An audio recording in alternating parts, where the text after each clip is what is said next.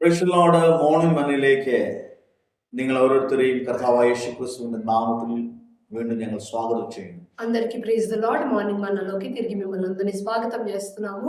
ഈ പ്രഭാതത്തിൽ പരിശുദ്ധാത്മാവാം ദൈവം നിങ്ങളോട് പറയുകയാണ്, നിങ്ങൾ ആത്മാവിൽ പ്രാർത്ഥിക്കുന്നവരാകുക. ఈ యొక్క ఉదయకాల సమయంలో పరిశుద్ధాత్మ మీ అందరితో చెప్పేది ఏంటంటే ఆత్మలో ప్రార్థన చేయండి అని. എഫെസ്യർക്ക് ലേഖനം 6-ാം അധ്യായം അതിന്റെ 18-ാം വാക്യത്തിൽ ഇപ്രകാരം കാണുന്നു. ఎఫెసీయులకు రాసిన పత్రిక 6వ అధ్యాయము 18వ వచనంలో మనం చూసినట్లయితే, സകല പ്രാർത്ഥനയാലും യാചനയാലും ഏതു നേരത്തും ആത്മാവിൽ പ്രാർത്ഥിച്ചും അതിനായി ജാഗരിച്ചും കൊണ്ട് സകല വിശുദ്ധന്മാർക്കും എനിക്കും വേണ്ടി പ്രാർത്ഥനയിൽ പൂർണ്ണ സ്ഥിരത കാണിപ്പിനെന്ന് అపోస్తలుడైన పౌలు ഇവിടെ പറയുകയാണ്. అపోస్తలుడైన పౌలు ఇక్కడ ఏం చెప్తున్నాడంటే, ఆత్మ వలన ప్రతి సమయమందును ప్రతి విధమైన ప్రార్థనను విజ్ఞాపనను చేయించు ఆ విషయమై సమస్త పరిశుద్ధుల నిమిత్తమును పరిపూర్ణ పట్టుదలతో విజ్ఞాపన చేయించు మెలకువగా ఉండుడి. ఆమేన్. పౌలు ഇവിടെ പറയുകയാണ്, ഏതു നേരത്തും ആത്മാവിൽ പ്രാർത്ഥിക്കുക. ఇక్కడ పౌలు ఏమని చెప్తున్నాడంటే, ఏ సమయమందును ఆత్మలో ప్రార్థన చేయండి అని. ఆమేన్. ആത്മാവിൽ പ്രാർത്ഥിക്കുക എന്ന് പറഞ്ഞാൽ എന്താ? అసలు ఆత్మలో ప్రార్థన చేయటము అంటే ఏమిటి? 1 കൊരിന്ത്യർക്ക് ലേഖനം 14-ാം അധ്യായം അതിന്റെ 14-15 വാക്യങ്ങൾ വായിക്കുമ്പോൾ, మొదటి కొరింథీయులకు రాసిన పత్రిక 14వ అధ్యాయము 14-15 వచనాలు చూసినట్లయితే, ഞാൻ അന്യഭാഷയിൽ പ്രാർത്ഥിക്കുന്നുവെങ്കിൽ എന്റെ ആത്മാവ് പ്രാർത്ഥിക്കുന്നു, എന്റെ ബുദ്ധിയോ അബലമായിരിക്കുന്നു.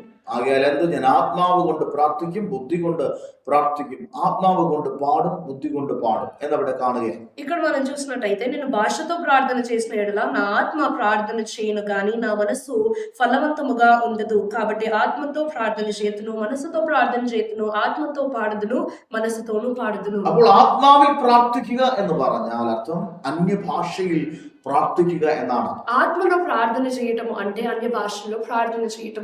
കർത്താവിനെ അറിഞ്ഞ്, കർത്താവിനെ വിശ്വസിച്ച്, കർത്താവിനെ സ്വന്തം രക്ഷിതാവായി സ്വീകരിച്ച് അഭിഷേകം പ്രാപിച്ച ഒരു തലമുറയോട് ഇന്ന് പകലിൽ പരിശുദ്ധമ പറയുകയാണ്, നീ ആത്മാവിൽ പ്രാർത്ഥിക്കുക എന്ന് പറഞ്ഞാൽ നീ അന്യഭാഷയിൽ ప్రార్థిക്കുക. దేవుని సన్నిధానంలో రక్షింపబడి యేసయ్యను నిజమైన దేవుడని స్వీకరించిన జనులందరితో దేవుడు ఏమని చెప్తున్నాడంటే, మీరు ఆత్మలో ప్రార్థన చేయండి అని. എന്തുകൊണ്ടാണ് ഈ ആത്മാവിൽ പ്രാർത്ഥിക്കുന്നതിനുള്ള പ്രാധാന്യത, അല്ലെങ്കിൽ പ്രാർത്ഥിക്കുമ്പോൾ എന്താ സംഭവിക്കുന്നത്? అసలు ఈ ఆత్మలో ప్రార్థన చేసే దాని యొక్క ప్రత్యేకత ఏంటి? ఆత్మలో ప్రార్థన చేసేటప్పుడు ఏం జరుగుతుంది? റോമർക്ക് ലേഖനം 8-ാം അധ്യായം അതിന്റെ 26-27 വാക്യങ്ങൾ.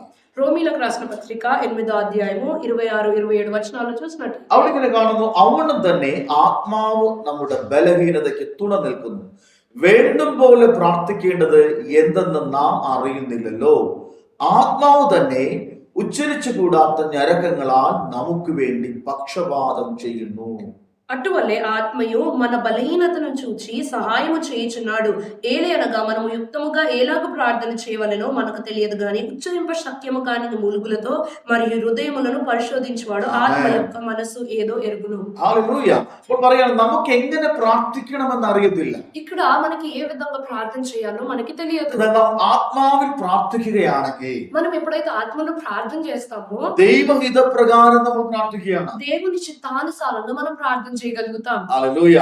അതുകൊണ്ടാണ് ആത്മാവിലുള്ള പ്രാർത്ഥനയ്ക്ക് വലിയ പ്രാധാന്യമുള്ളത്. అందుకే ఆత్మలో ప్రార్థన చేయడానికి ఎంతగానో ప్రాధాన్యత നമ്മൾ ദൈവഹിത പ്രകാരമായിരിക്കും പ്രാർത്ഥിക്കുന്നത്. మనము దేవుని చిత్త ప్రకారంగా ప్రార్థన చేస్తాం. പ്രിയമുള്ളവരെ, നമ്മൾ നമ്മുടെ ലാംഗ്വേജിൽ കുറെ വാക്കുകൾ പറഞ്ഞ് പ്രാർത്ഥിക്കുന്നതിനേക്കാളും വളരെ ശക്തമാണ് നാം ആത്മാവിൽ പ്രാർത്ഥിക്കുന്നത്. మనము సొంత భాషలో ప్రార్థన చేసే దానికంటే ఇంకా శక్తివంతంగా ఉంటుంది ఎప్పుడైతే మనం ఆత్మలో ప్రార్థన చేస్తామో. എന്തുകൊണ്ടെന്നാൽ ആത്മാവിന് എന്താണെന്നുള്ളത് ശരിയായ വണ്ണം അറിയാം. ఎందుకంటే ఆత్మలో ఏమి కావాలో ఆత్మకి కరెక్ట్ గా తెలుసు. അതുകൊണ്ട് നിങ്ങൾ അന്യഭാഷയിൽ പ്രാർത്ഥിക്കുവാൻ, ആത്മാവിൽ പ്രാർത്ഥിക്കുവാൻ ഈ ദിവസങ്ങളിൽ തയ്യാറാകുക. అందుకొరకే ఈ దినాలలో ఆత్మలో ప్రార్థన చేయడానికి సిద్ధపడండి. ആമേൻ. കുറച്ചുകൂടെ വ്യക്തമായി 1 കൊരിന്ത്യർക്ക് ലേഖനം 2-ാം അധ്യായം 10 മുതൽ 12 വരെ വാക്യങ്ങൾ ഇങ്ങനെ കാണുന്നു. మొదటి కొరింథీయులకు రాసిన పత్రిక 2వ అధ్యాయము 10-12 వచనాలు చూసినట్లయితే, നമുക്ക് ദൈവം അവിടുത്തെ ആത്മാവിനാൽ വെളിപ്പെടുത്തിയിരിക്കുന്നു. ആത്മാവ് സകലത്തെയും ദൈവത്തിന്റെ ആഴങ്ങളെയും ആരായുന്നു. మనకైతే దేవుడు వాటిని తన ఆత్మ వలన బయలుపరిచున్నాడు. ఆ ఆత్మ అన్నిటిని దేవుని మర్మాలను కూడా పరిశోధించుచున్నాడు. ആമേൻ. പൗലോസ് പറയുന്നത് ശ്രദ്ധിക്കുക, നിങ്ങൾ ആത്മാവിൽ പ്രാർത്ഥിക്കുകയായിരുന്നിടത്തും. ఇక్కడ పౌలు ఏమని చెప్తున్నాడంటే, మీరు ఆత్మలో ప్రార్థన చేసినప్పుడు, അവൻ ആത്മാവിൽ പ്രാർത്ഥിക്കുക എന്ന് പറഞ്ഞാൽ അന്യഭാഷയിൽ പ്രാർത്ഥിക്കുന്നതിനാണ് ആത്മാവിൽ പ്രാർത്ഥിക്കുക എന്ന് പറയുന്നത്. ఆత్మలో ప్రార్థన చేయడం అంటే అన్ని భాషలో ప్రార్థన చేయడం అని అర్థం. ആത്മാവിന് സകലത്തെയും അറിയാം. అప్పుడు అంటే ఆత్మకి ప్రతి ఒక్కటి తెలుసు. അവൻ ആത്മാവിൽ പ്രാർത്ഥിക്കുന്നുള്ള ഗുണം എന്താണ്? ആത്മാവിന് എങ്ങനെ പ്രാർത്ഥിക്കണമെന്നറിയാം.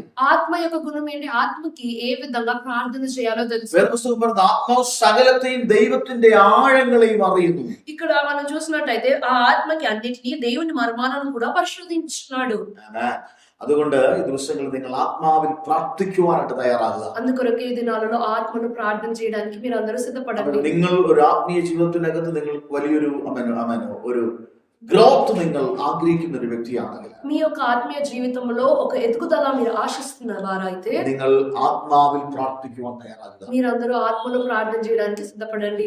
ആത്മാവിൽ പ്രാർത്ഥിക്കുക എന്ന് പറഞ്ഞാൽ അന്യഭാഷയിൽ പ്രാർത്ഥിക്കുക എന്നാണ്. ఆత్మలో ప్రార్థన చేయడము అంటే అన్ని భాషల్లో ప్రార్థన ഒന്ന് చేయడం. കൊരിന്ത്യർക്കെതിരെ ലേഖനം 14 അധ്യായം ഇതിന്റെ 4 വാക്യത്തിൽ പ്രകാരം കാണുന്നു. మొదటి కొరింథీయులకు రాసిన పత్రిక 14వ అధ్యాయము 4వ వచనంలో మనం చూసినట్లయితే അന്യഭാഷയിൽ സംസാരിക്കുന്നവൻ തനിക്ക് താൻ ആത്മീക വർധന വരുത്തുന്നു. భాషలతో మాట్లాడువాడు తనకి క్షేమాభివృద్ధి కలుగజేసుకొనును. ആമേൻ. Praise the Lord. അപ്പോൾ പൗലോസ് വളരെ ശക്തമായി പറയുന്ന ഒരു കാര്യമാണ് നിങ്ങൾ ആത്മാവിൽ പ്രാർത്ഥിക്കുന്നവരാകണം. ఇక్కడ పౌలు ఎంతగానో ఏమని చెప్తున్నాడంటే మీరు ఆత్మలో ప్రార్థన చేయండి అని. ആമേൻ. നിങ്ങൾ ബുദ്ധി കൊണ്ട് പ്രാർത്ഥിക്കുമ്പോൾ നിങ്ങൾക്ക് അറിയത്തില്ല എവണ്ണം പ്രാർത്ഥിക്കണമെന്ന്. మీ యొక్క బుద్ధితో మీ యొక్క సొంత జ్ఞానంతో ప్రార్థన చేస్తే మీకు తెలియదు ఏ విధంగా ప్రార్థన చేయాలని. എന്നാൽ നിങ്ങൾ ആത്മാവിൽ പ്രാർത്ഥിക്കുമ്പോൾ അല്ലെങ്കിൽ അന്യഭാഷയിൽ പ്രാർത്ഥിക്കുമ്പോൾ പരിശുദ്ധാത്മാവിന്റെ സകലത്തെയും അറിയുന്നത് കൊണ്ട് എപ്രകാരം പ്രാർത്ഥിക്കണമെന്ന് ദൈവഹിത പ്രകാരം ഉള്ള പ്രാർത്ഥനയായിരിക്കും ആത്മാവിലുള്ള പ്രാർത്ഥനയിൽ സംഭവിക്കുന്നത്. ఎప్పుడైతే మీరు అన్ని భాషల్లో ప్రార్థన చేస్తారో అంటే మీరు ఆత్మలో ప్రార్థన చేసినప్పుడు ఆత్మకి ప్రతి ఒక్క విషయాలు తెలుసు కాబట్టి దేవుని చిత్తానుసారమైన ప్రార్థన ఆత్మ వలన జరుగుతుంది. മാത്രമല്ല, നിങ്ങൾ ആത്മാവിൽ പ്രാർത്ഥിക്കുമ്പോൾ അഥവാ അന്യഭാഷയിൽ പ്രാർത്ഥിക്കുമ്പോൾ നിങ്ങൾക്ക് തന്നെ ആത്മീക വർധന ഉണ്ടാവുകയാണ് ചെയ്യുന്നത്. ఎప్పుడైతే మీరు ఆత్మలో అంటే అన్య భాషలో ప్రార్థన చేస్తారో తనకి తాను క్షేమాభివృద్ధి మీరు కలుగ చేసుకున్నట్టు. അതുകൊണ്ട് ഈ പ്രഭാതത്തിൽ പരിശുദ്ധാത്മാ നിങ്ങളോട് പറഞ്ഞു, നിങ്ങൾ ആത്മാവിൽ പ്രാർത്ഥിക്കുന്നവരാകും. అందుకొరకే ఈ యొక్క ఉదయకాల సమయం నుంచి పరిశుద్ధాత్మ మీ అందరితో చెప్పేది ఏంటంటే మీరందరూ ఆత్మలో ప్రార్థన చేసే వాళ్ళలాగా ఉండండి. ദൈവഹിത പ്രകാരം പ്രാർത്ഥിക്കുന്നവരായി മാറും. మీరందరూ దేవుని చిత్తానుసారంగా ప్రార్థన చేసే వ్యక్తులాగా మారుతారు. പ്രാർത്ഥനകൾക്ക് മറുപടി ഉണ്ടാകും. మీ యొక్క ప్రార్థనలకి జవాబు దొరుకుతుంది. നിങ്ങൾക്ക് തന്നെ ആത്മീക വർധന ഉണ്ടാകും. మీకు మీరే ఒక ఆత్మీయ వర్ధనం అనేది మీ జీవితంలో చూస్తారు. പകലോട് പ്രാർത്ഥിക്കും. ఈ ఉదయకాల సమయంలో ప్రార్థన പിതാവേ, ഞങ്ങൾ പ്രാർത്ഥിക്കുന്നു. దేవ ప్రార్థన చేస్తున్నాం యేసయ్య.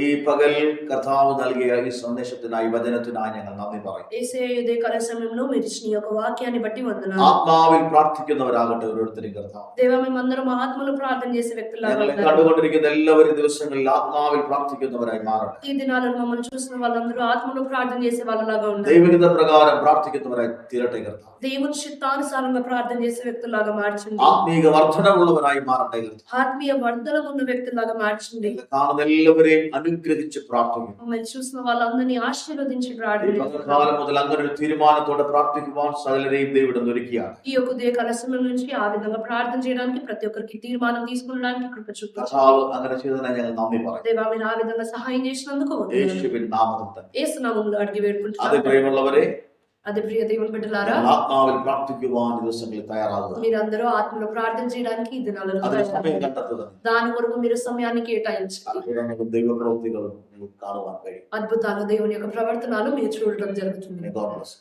దేవుడు అందరిని దీవించిన గాక. Amen. ఆమేన్.